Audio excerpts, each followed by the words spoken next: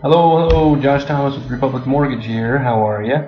Hey, I just got off the phone with a client, and I just wanted to, I thought this was information that was very valuable that she and I spoke about. That I thought, I better put a little video together and put it out there so that everybody else can know about it as well.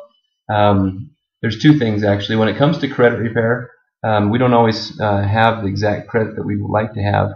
I remember having issues on mine as well, but there's two things that a lot of people get confused on. First off, when you are rebuilding credit, you of course are trying to create new accounts and stuff like that. You got to understand that 3 to 5 accounts is the most that you really need that are active, and you don't want them all to be installment accounts. In fact, ideally, and most influential, the revolving accounts, credit cards and things like that. But you never ever need it bigger than maybe a $20 balance. In fact, a $20 balance is oftentimes better for the credit and rebuilding it than a $2,000 balance, for example. So if you're out there getting credit cards, you certainly don't need them maxed out, but just a good little $20 balance frequently will be fine for getting them rebuilt. And then also for management's sake, I mean, you can pay it off really easy, right? So part one. Part two, and this is actually the main thing that she and I were talking about. You never ever so I owe a debt, somehow I don't make good on that debt, and it becomes a collection. The second it goes to collection, the game changes. I understand that anybody with integrity is going to want to make sure they come good on their debts and pay their debts. I get that. But once it goes to collection, paying it never helps the credit report. In fact, sometimes if it's an old collection from 2, 3, 4 years ago, sometimes it actually hurts your credit score to make that payment right now. So if it ever goes to collection, if it happens to do that, the second it goes to collection, you have to know the game just changed.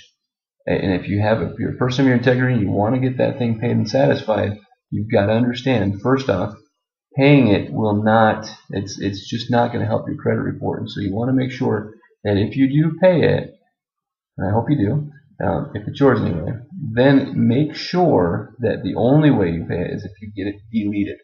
Okay? That's the only thing that's going to help your credit at that point. And so this is the way a conversation might go, something like this. Hello, Mr. Creditor. I noticed on my credit report there's a $100 collection from you. What's your name? Oh, yeah, Mr. Thomas, I see that you owe us $100 for blah, blah, blah. Okay, well, true or not, it doesn't really matter. At this point, it's on my credit report. I want it off. And so, Mr. Creditor, I want that off. And so I'm willing to pay it or do whatever I need to do in order to get that. You may want to negotiate a little bit better than that, by the way. But I want it off my credit report, and so in order to do so, I need a letter from you showing that that account is going to be deleted upon payment. And so when I have that letter in my hand, Mr. Creditor, I will make that payment. When can I have that letter? And they may say something like they can't do it or whatever.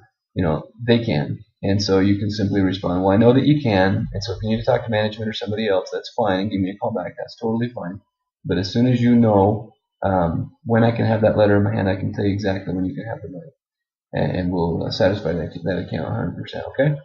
And so like I said, you may want to negotiate better, but you get the point. I will not make a single payment on a collection until after I have that letter in my hand showing that the account's going to be deleted. So once it goes to collection, never ever make that payment without getting it deleted. And two, when you're rebuilding credit and establishing new accounts, you never need larger than a $20 balance in order to get things going.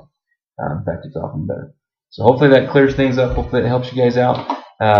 Hopefully you don't have any of that stuff that matters. You're not trying to rebuild your credit because you've already got awesome credit, and you're not trying to clear up collections because you don't have any. That's of course ideal, but life sometimes happens, right? So anyway, have a great day, and we'll catch you later.